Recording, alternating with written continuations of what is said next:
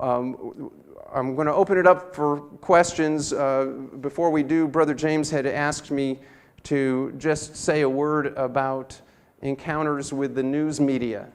And so I can tell you what we have experienced, and you never want to overgeneralize, but what we have experienced pretty consistently is that news reporters are, or their editors, the people that end up putting the stuff together for publication, are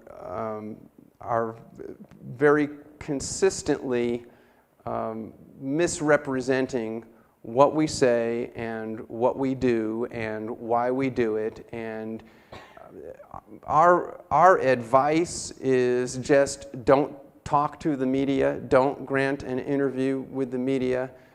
I've done it several times and regretted it. Brother James has done it several times and regretted it.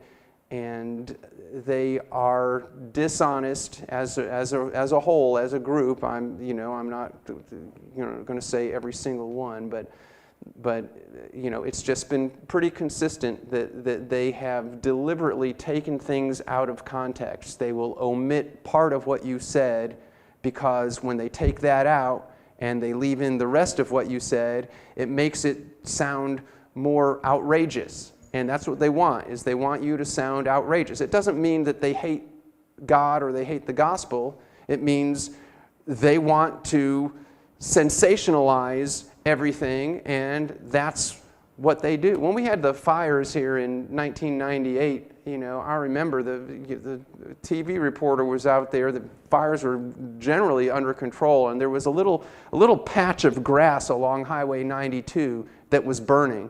And they had a news crew out there with the cameras, and they're reporting. And here's let's zoom in on this little patch of grass that was on fire when we had all those fires back then.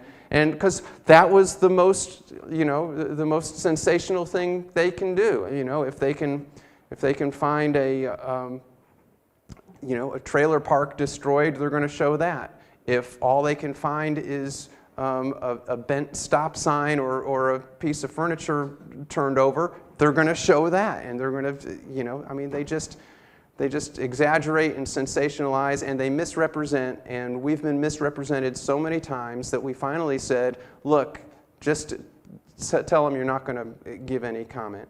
And that's the best way to protect yourself from being misquoted and taken out of context, is just don't grant them an interview to begin with. And I know we all have that idea. We're here to tell people about Jesus, and now we've got a newspaper reporter that's going to give us an opportunity to tell people about Jesus, and it's going to go to all the other people that read it or see it on TV. But it doesn't work out well most of the time, and so anyway, that's our advice on that. I sure appreciate your attention, and I hope it was helpful.